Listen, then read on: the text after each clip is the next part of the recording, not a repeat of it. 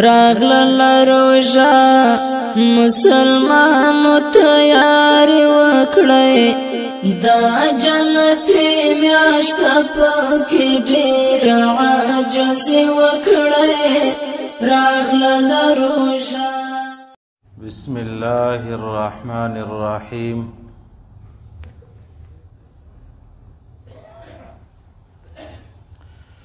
وعن أبي هريرة رضي الله عنه أن رسول الله صلى الله عليه وسلم قال: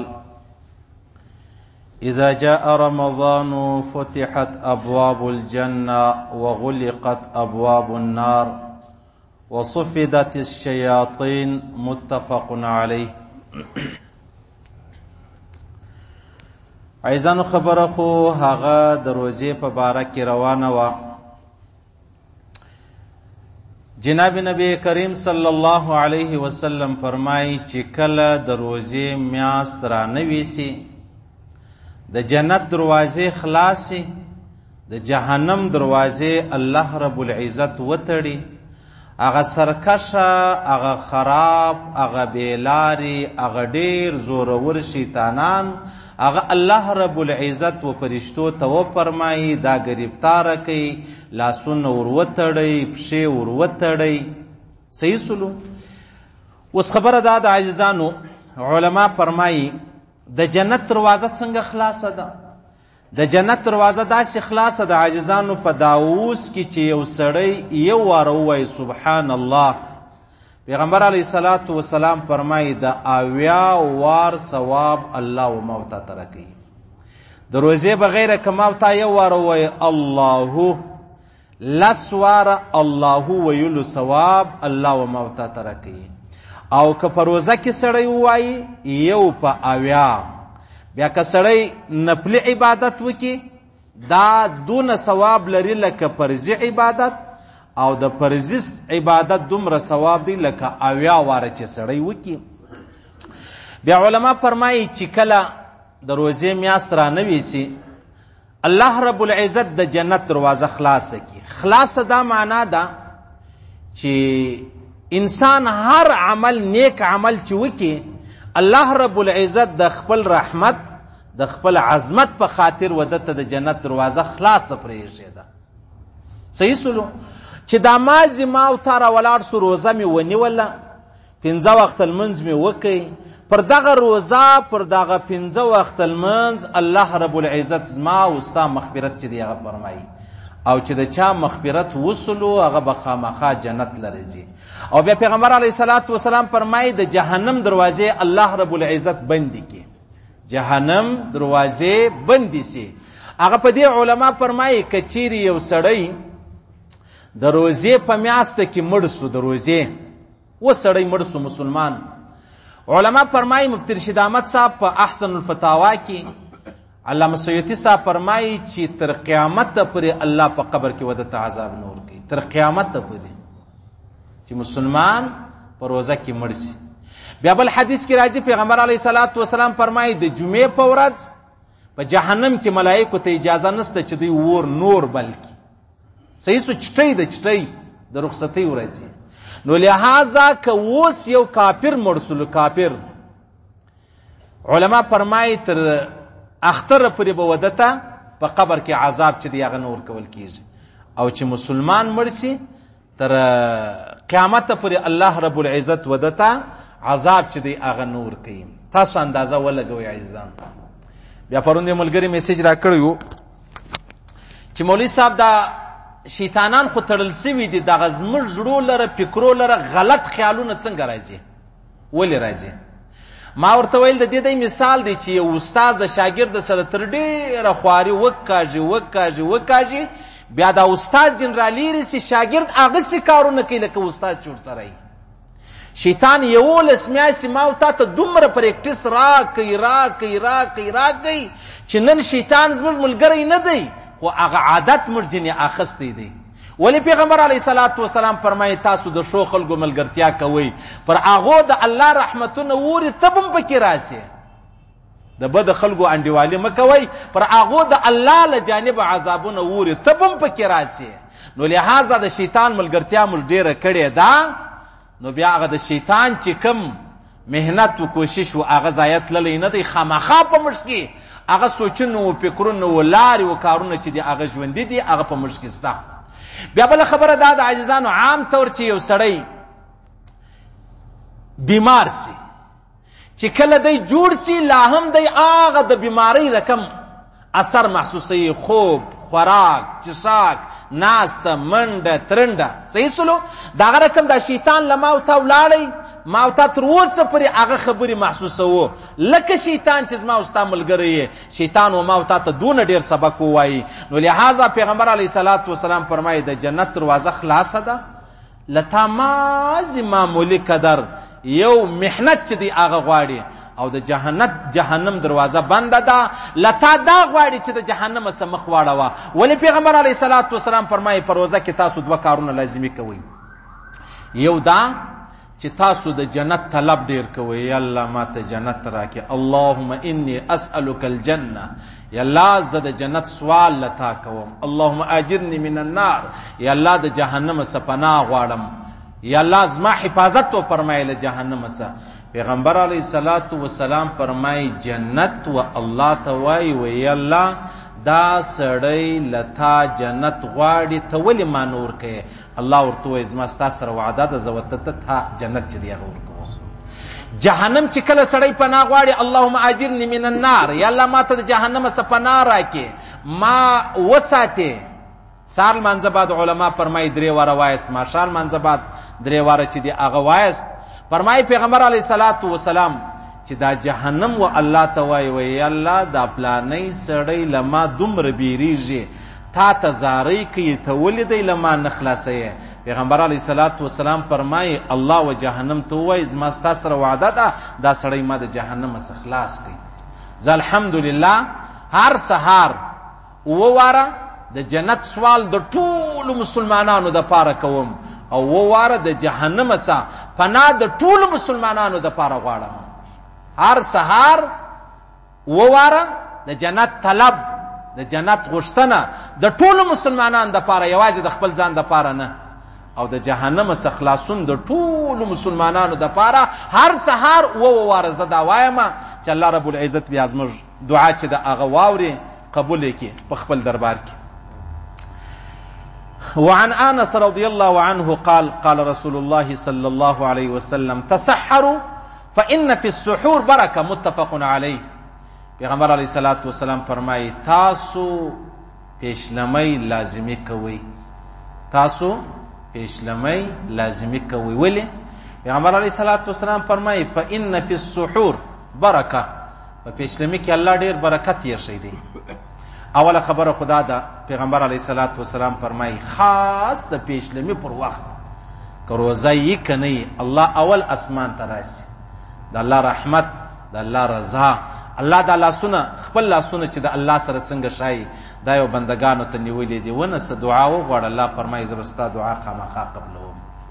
دا وخت د الله سره د ملاقات دی، د الله سره. نو چې د الله سره د ملاقات یو ما او تا غافل یو، نو بیا چې د قیامت پر ورځ ما او تا د الله سره هغه خبرې غواړو چې کوم په ملاقات کې دي اخو ما او تا ته نه ملاویږي. نو لهذا پیغمبر علیه الصلاة والسلام فرمایي تسحروا فإن في السحور برکه، تاسو پیشلمی لازمي کوئ او په پیشلمی کې ډیر لوی برکت الله رب العزت یې شي دی. دا بل حدیث دی، پیغمبر علیه الصلاة والسلام فرمایي وی فصل ما بین صيامنا وصيام اهل الكتاب اکلة السحر رواه مسلم. پیغمبر علیه السلام فرمایي زموږ او د یهودو نصاراو د روزې فرق دا دی چې یهود نصارا پیشلمی نه کوي، موږ پیشلمی کوو. دا زموږ د دې په مابینځ کې فرق دی. پیغمبر علیه الصلاة والسلام فرمایي زموږ د یهودو فرق دا دی موږ خولۍ په سر کو لنګوټه ور باندې تړو، او یهود خالص لنګوټه تړي خولۍ به نه په سر کوله. پیغمبر علیه الصلاة والسلام فرمایي زموږ د یهودو نصاراو فرق دا دی یهود زری نه رنګي، موږ به زری رنګو. دا الله رسول فرمایي یو تک تور رنگ دی، وچ کلک تک تور، هغه علما حرام بولی، پیغمبر علیه الصلاة والسلام حرام ګڼلی دی، بللی دی. یو مجاهد دی د الله په لاره کې وخت پر تیر سوی دی، سپین ږیری دی ږیره توره کړله چې کافران چې دی هغه په دې خبره بیری هغه ته اجازه سته. یا علما فرمایي چا واده وکړي، تازه واده یې کړی دی، نو کوروالا تر د کشره ده، هم په هغه کې دا شی چې دی هغه ګنجایش شته که عام طور تکه توره ژره الله او رسول نه د خوښه کړی چې په رنګ باندې توره سي. لیکن پیغمبر علیه الصلاة والسلام فرمایي زموږ د یهودو په مابینځ کې فرق دا دی، دی ژرې نه رنګوي، موږ به ژرې رنګوو. اوس بعضې خلک داسې دي هغه ډېر جګ وغورځي او وایي یاره ژره رنګول دا په اسلام کې نه. پیغمبر علیه الصلاة والسلام مبارک په ژره کې 21 22 25 سپین ویښتان وو، هغه یې په نکروځو باندې رنګولي ولو. د ابوبکر صدیق رضی الله تعالی عنه ژره نه وه، تکه سره وله، تکه سره. علامه سیوطي صاحب رحمه الله فرمایي د جمعې په ورځ به سهار د بیا ژره په نکروځو ورنګوله، بس بیا به د جمعې لمانځه پر بیا تیاري چې د هغه وخت تکه سره ژره دا د ابوبکر صدیق رضی الله تعالی عنه وله. صحیح سلو. او بیا تقریبا په صحابو کې اکثر صحابو چې به کله ژره سپینه سوله دی خامخا هغه نکریځې راواخله، هغه پاڼې راواخله، هغه نور په هغه وخت کې چې کوم رنګونه و هغه دې ورکول، خو تک تور رنګ چې دی هغه نه ولو، هغه یې نه استعمالوي تر ډېره حده پورې.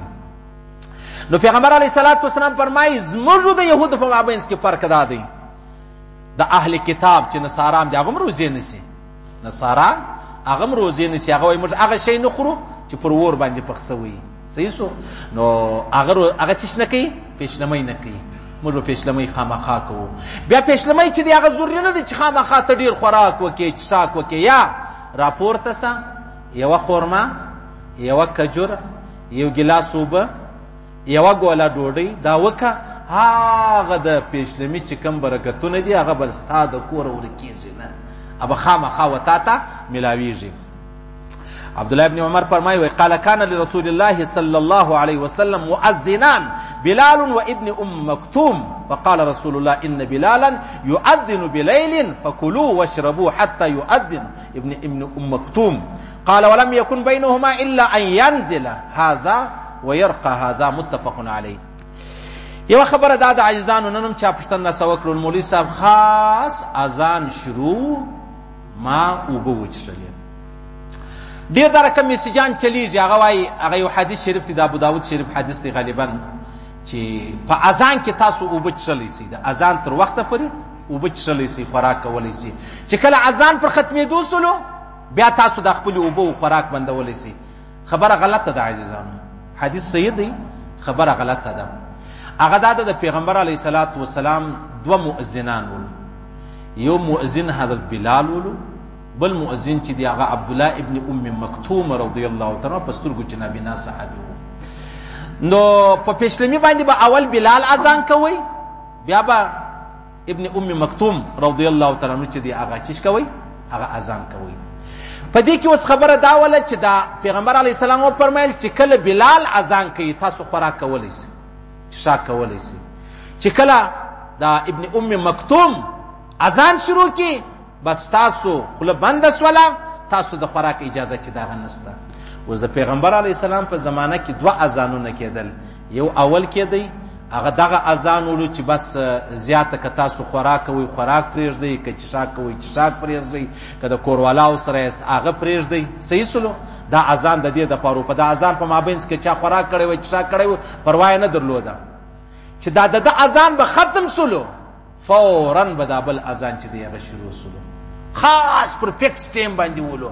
اوس په مابینځ کې ټیم نه ولو، دا نه چې دا بل اذان 15 منټه بعد ولو، بل اذان فوراً په پسې ولو. فرمایي ولم يكن بينهما الا ان ينزل هذا ويرقى هذا. از بلال برا شواسو او دا بل صحابي چې دی هغه به وختي اذان به شروع کوي. اوس دا ما او تا چې کله خوراک ونوز ما او تا خو یو اذان دی، او اذان چې کله وخت ختم سلو پیشلمۍ ختم سو سهار شروع ما او تا اذان کوو. څوک د وخت مخکې اذان چې دی هغه نه کوي، نو چې دلته وخت ختم سلو پیشلمۍ ختم سلو سهار شروع سو اذان شروع سو، په دا کې چې ته اوس خوراک کوي نو هغه خو بیا روزه نه شمارل کېږي. صحیح سلو. که چا په داسې حال کې خوراک یا څښاک وکړي د هغه روزه ولاړه ټیک دی، د ورځې به خوراک شی نه کوي، واجبه ده، د اختره بعد به یوه روزه خامخا راګرځوي. صحیح سو. څونه ډېر داسې وایي و د اذان شروع دی، و د اذان خو په شپه کې نه کېږي، اذان په ورځ کې وسلو. ورځ معنا شپه ختمه سو، پیشلمۍ ختم سو، سهار شروع سلو. نو چې سهار شروع سو اذان کېږي نو هلته ته څښاک کوې نو خو معلومه خبره ده او دا خلک ډیر میسجان چلی پروا نه لري دا خلک به الله رب العزت پر ملا غټ مات کی.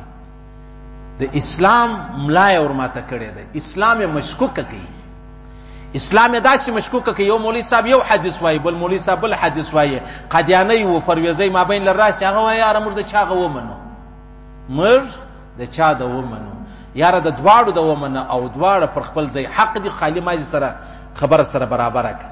دا نه چا یو مولوی صاحب وایي اذان په وخت کې ته خوراک کولی سي، پیغمبر علیه الصلاۃ والسلام فرمایي، ابل وی یا نیسه کولی، پیغمبر علیه الصلاۃ والسلام فرمایي. پرویزیان دي ته وایي چې دا حدیث دروغ دي، دروغ دا خلکو د ځانه جوړ کړي دي. شوی تر ته وګوره دواړه حدیثونه د بخاري او د مسلم دي، په یو کې وایي ته خوراک کوه، په بل کې وایي مې کوه. نو چې یو عالم ور باندې پیر سي، محدث ور باندې پیر سي، د علم سره آگاه سړی ور باندې پیر سي، هغه ورته وایي و خبره د غیدا او خبره دا ده یو د حضرت بلال اذان دی، بل د عبد الله ابن ام مکتوم اذان دی. د ام مکتوم اذان چې کله وو هغه به د سحار وو او دا بل د پیشلمی وو، د پیشلمی په اذان کې پر وخت نه لري سړی خوراک کوي. وسمته حرم لر ولار سره په حرم شریف کې الته د پیشلمی جلا اذان کیږي، و چې سړی پیشلمی کوي الته د تاجد خپل اذان کیږي. وسته الته پیشلمی کوي الته اذان شروع دي، ته خوراک نسی کولای سي، او بیا چې کله د سحار اذان شو بیا ته خوراک نسی کولای. هغه دغه معنا ده، دا غپ نه ده چالت یو پوسټ ولې دی وروره بس د ارچا یا شیعه یا رافضی یا قادیانی یا پرویزی یا بل چا جوړ کړي تر ولاړ شي تیم شيره. الله لته پښتنه کوي ته د کم فیلډ ماهر په هغه کې به بیا ته ټکري مرستا خبره منو، او چې ته ماهر نه بیا ته څنګه راولاړېږي دا کار کوي. ولې دین اسلام مشکوک کوي، ولې د پیغمبر علیه الصلاۃ والسلام خبره مبارکه تور نعوذ بالله ور دروغ کوي، ولې خلک راولاړ د پیغمبر علیه السلام خبره بیا دروغ بولی. نو استاد الله سو قطعا په هغه شي کار ملره چې هغه سره تعلق نه لري. زه ډاکټر نه یم او حکیم هم نه یم، نو کما د حکمت خبرې شروع کما نه بس کتنګ شروع کنو خلک مت دغه چې مونږ ته تملای کا حکیم راته وایستاو. نو زه ولې وتا ته نه وایم چې ته دکاندار یې که ملای صحیح سلو کته وایا اسلام د ټولو د پاره دی، و د اسلام د ټولو د پاره دی، زده کړې د ټولو د پاره ده. اسلام دا معنا نه زه مسلمان یم الحمدلله ته مسلمان یې، ما به تا څه زیاته زده کړه کړې نو لہذا ته زما پابند یې. صحیح سلو و صحابه کرام ولې د جناب نبی کریم صلی الله علیه وسلم پابند وو، تابعین ولې د صحابه کرام پابند وو، تابعین ولې د تابعین پابند وو. نو سلسله سم روانه و، او که سلسله چلا کې خرابې کې هر سړی ډیر خلک ستا هغه خپل تفسیر په خپل ګوري، تفسیر ګوري، حدیث ګوري. حالانکه حدیث او تفسیر دا خو بای چې استاد ولري یاره ما او تا یو پلاو پخو، حالانکه د سلو په چاولي راوړه ورځي راوړه د شلو په غوړې د ما ته نصف خولې خامخا استاد غوړولې مجوید نیز ما سورځي خرابې سي. نو چې د ورځو خرابېدو دونه غمه خسته نو د حدیثو خرابېدو نه څه معلومه ده؟ هغه به د قادیانی خبره ایتبو د نبی علی السلام ده، هغه د نبی علی السلام خبره ایتبو یا د قادیانی ده، بیا خلان نو ایمان بچاویږي نه بچاویږي. نو لہذا پیغمبر علیه الصلاۃ والسلام فرمایي فصل ما بین صيامنا و صيام اهل الكتاب اکلۃ السحر. فرمایي اکلۃ السحر دا خوراک ول د پیشلمی به خامخا سړی کوي. خو خیر خبره دا د عزیزانو چې ما او تا پابند یو، په لمانځه کې د دې پابند یو، ما او تا به اودس کوو، بدن به پټوو، قبلې ته به مخامخ درېږو، نیت به کوو، فرض به وایو. صحیح سلو دا شان ضروري دي. د هغه رقم په روزه کې دا خبرې ضروري دي، خوراک څښاک امبستري دا خو لیرې خبره ده، دا خو موږ ټولو ته معلومه ده. د الله رسول بیا فرمایي وایي یا ته به درواغ هم نه وایې، ته به غیبت هم نه کوې. کم سړی درواغ وایي او کم سړی غیبت کوي، د الله رسول فرمایي واغه ته د روزې ثواب نه میلاویږي. تا چې ګرده ورځ څونه خوارې وکښله د روزې خو ډېر لوی اجر دی، الله رسول فرمایي تا ته دغه ثواب نه میلاویږي. خیر دا بله خبره د پیغمبر علیه الصلاۃ والسلام فرمایي لا یزال الناس بخیر ما عجلوا الفطر متفق علیه. پیغمبر اسلام فرمایي زما امت په تر هغه ساعته پر خیر کامیاب به بهتر به غوره به تر څو دی روزمات پر خپل ټیم کوي. خپل ټیم معنا چې دا ماجه ټیم داخل سو دی روزمات کوي.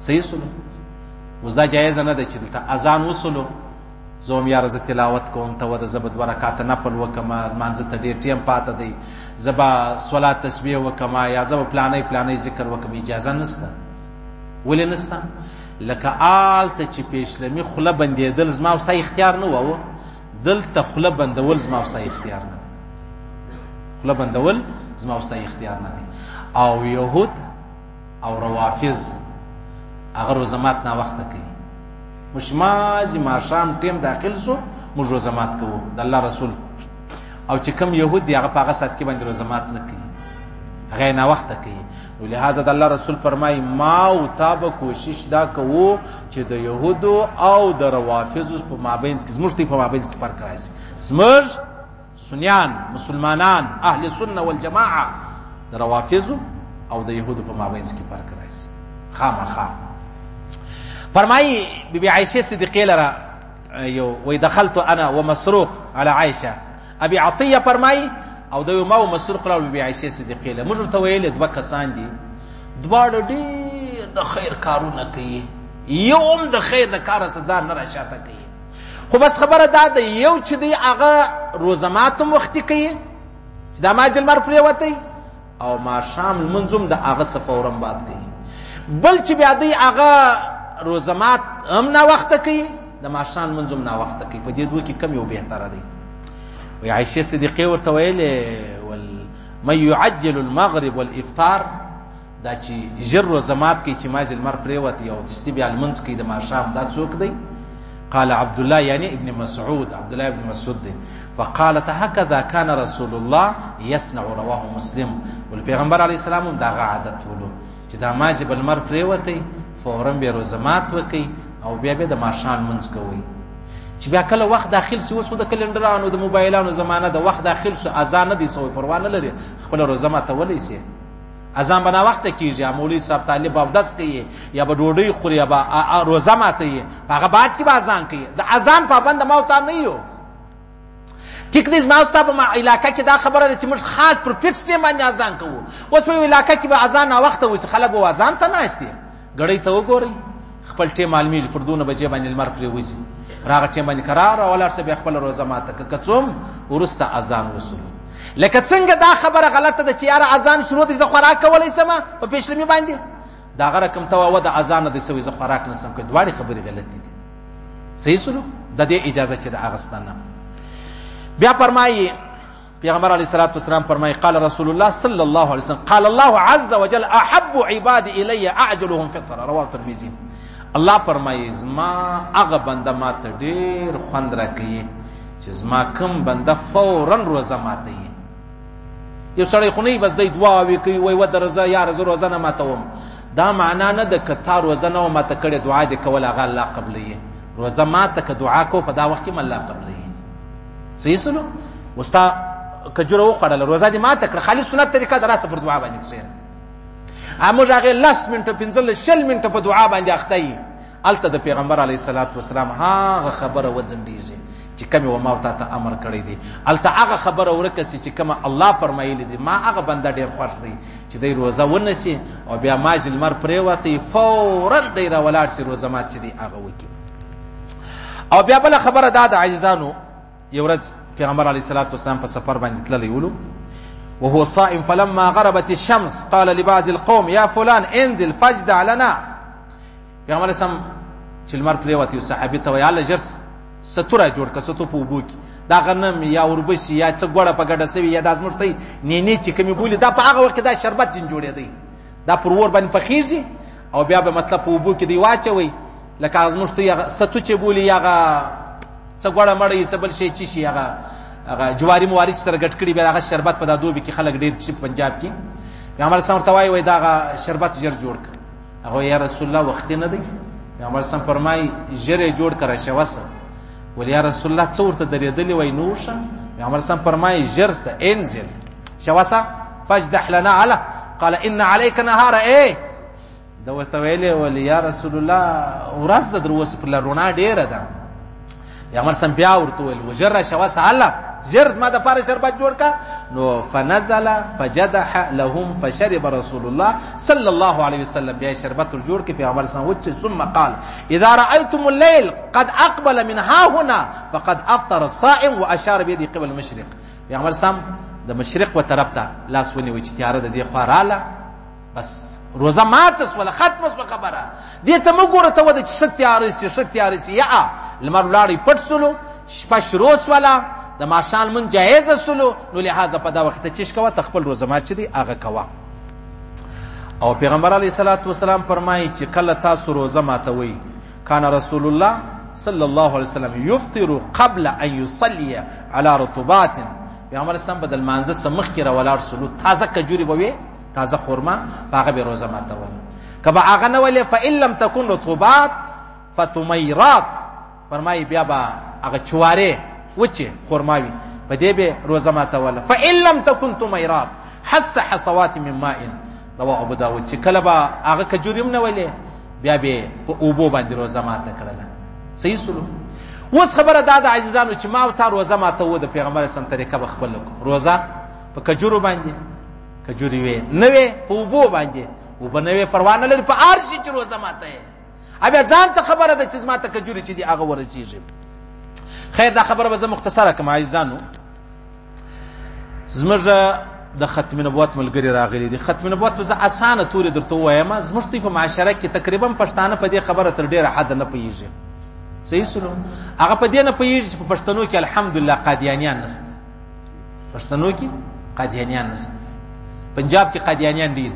هر پنجابی ورسه په پوهېږي چې دا قادیانی دی، دې سودا وکړه، دې سودا مه کوه. هر پنجابی په دې پوهېږي. زموږ خلک په دا نه پوهېږي. زموږ ډېر خلک د دې د قادیانیانو ټیکهداران شته، دا چې شی بولي دغه بلډینګان چې دی هغه جوړوي، دا شته. دا زموږ خلک راولاړ شي وایي دا قادیانی دی، ډېر ایمانداره دی، زه په ده کار کوم. مولانا رشید احمد گنگویی صاحب چا پوښتنه کړې ول دا فرعون دی، ول درواغ نه ویل، رښتیا یې ویل. دا رښتیا دغه ده، ول درواغ یې په ژوند نه ویل. هغه ویل ول قال انا ربکم الاعلی، ظلوی خدایم. نو دا اوس رښتیا دي که درواغ؟ صحیح سو. نور درواغ ته څه کوې؟ دلته قادیانی چې دا ته ودا امین دی، او نو چې ته ودا امین دی، دی وایي پیغمبر علیه السلام آخري نبی نه دی. نو امین ته چیشته وایي؟ امین ته دې ته وایي ستا خښتې در بچاو کې. امین خو موږ دې ته وایي چې پیغمبر علیه الصلاة والسلام په نبوت کې چل ونه کړي. امین خو الله او رسول دې ته ویلی دي.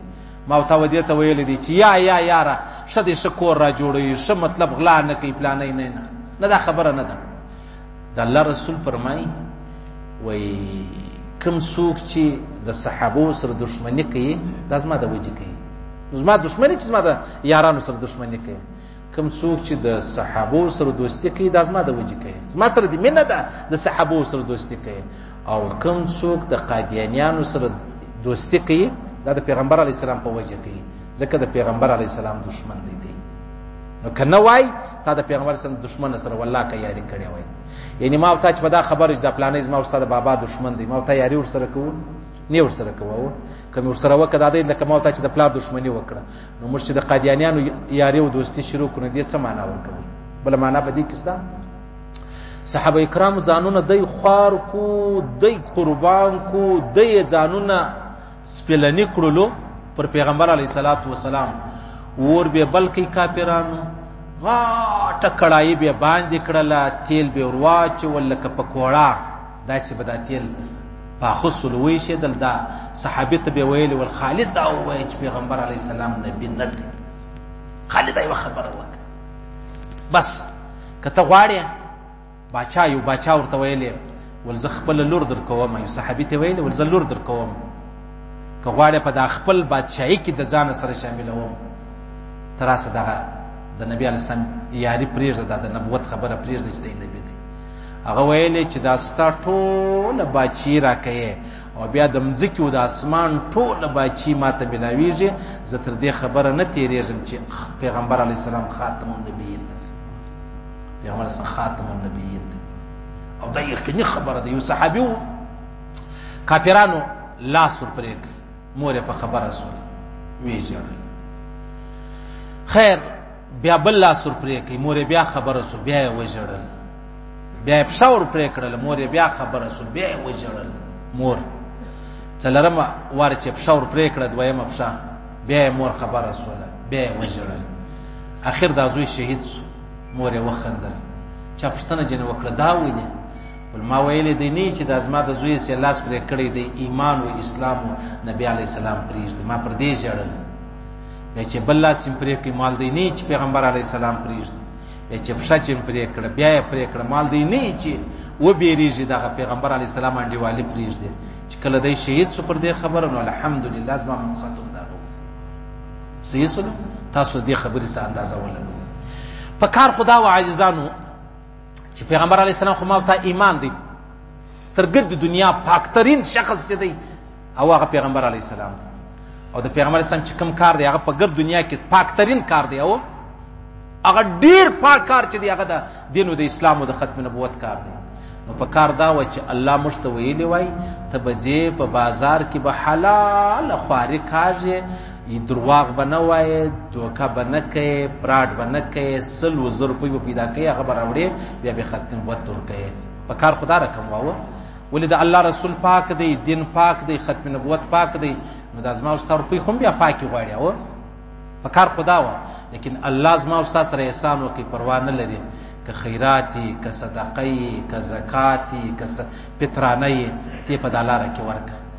اوس بعضې خلک دی د مجاهدین دي او چا سرونه په خپل لاس کې راخیست، چا مجاهدینو ته کپړې ورکړي دي، چا اسله ورکړې ده، چا د کور بچانو حفاظت ورکړی دی. او دا کم سړی چې د ده د کور سره دی او د ده د بچانو حفاظت کوي، چې څومره ثواب الله مجاهد ته ورکوي، دغومره ثواب الله و دغه همسایه ته ورکوي. و چې کوم څوک د ختم نبوت دپاره سرونه ورکوي او ما او تا د دوی دپاره دعاګانې کوو، د دوی د نصرت دپاره د دوی سره مطلب نصرت کوو، مدد کوو، په هر حواله، د خبرو په حواله، د خوراک په حواله، د څښاک په حواله، د خرچې په حواله، نو ما او تا د دوی سره شامل. او د قیامت په ورځ الله رب العزت د ختم نبوت دپاره صحابه کرام 1500 صحابه کرام چې دغه شهیدان شو د ختم نبوت په حواله باندې، 1500 صحابه کرام په دې کې ډېر د ختم نبوت پر حواله باندې خلکو سرونه ورکړي دي. که په هغه کې ما او تا هم راپورته شو، ما او تا ناکام یا الله فرمایي ته کامیاب یې، د الله رسول فرمایي، بس خبره خلاصه ده، هېڅ دویمه خبره نه پکې ځایېږي. ملګري راغلي دي، زما او ستا په هغه روپۍ چې هغه زکات خیره ده او پاک کار، ما او تا په دغه روپۍ راګرځو. په کار خو دا وه چې هر سړی اوس متقي سړی په مشت کې هغه دی، هغه زه زکات نه ورکوم، زکات خیرنې روپۍ دي یاره، خوند نه کوي. زه خپلې حلال روپۍ چې یوه ذره په هغې کې مطلب خیره نه وي زه هغه ورکوم، دا ډېر غټ کمال دی.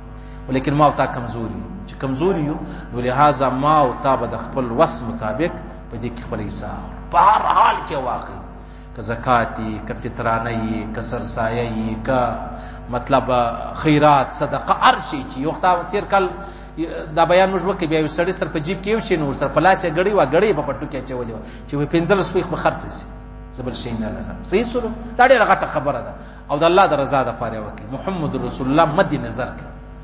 ته په فکر کې دا وکړه چې یاره د پیغمبر علیه السلام د ختم نبوت دپاره پیغمبر سم په انتظار دی چې څوک زما د ختم نبوت کار کوي. تو خدای ما ته به ځان وسپموم او والله پیغمبر علیه السلام په دا انتظار دی چې زه خو ولاړم، انا خاتم النبیین لا نبی بعدی، زه خو ولاړم، زما بعد نبی نسته، نو لهذا تاسو به دا کار کوئ. علماء په خپل شکل کې کوي، طالبان په خپل شکل کې کوي، مجاهدین په خپل شکل کې کوي، دعوت والای په خپل شکل کې کوي، ما ته په خپل شکل کې وکړو. خیر الله رب العزت مو ویل اوریدل قبول منظور وګرځي. الله دې موږ توفیق راکړي چې موږ د پیغمبر علیه السلام مبارک خدمت وکړو، د پیغمبر علیه السلام مبارک ختم نبوت خدمت وکړو، د دین او د اسلام خدمت وکړو، والله رب العزت هغه خدمت په خپل دربار کې قبول منظور وګرځي. الله دې پر دا ویلو اوریدل موږ ته د عمل کول توفیق راکړي. الله دې پر دې تور مرګ راکړي چې موږ مرو دا ویلا اله الا الله محمد رسول الله. ملګری د باندې مولا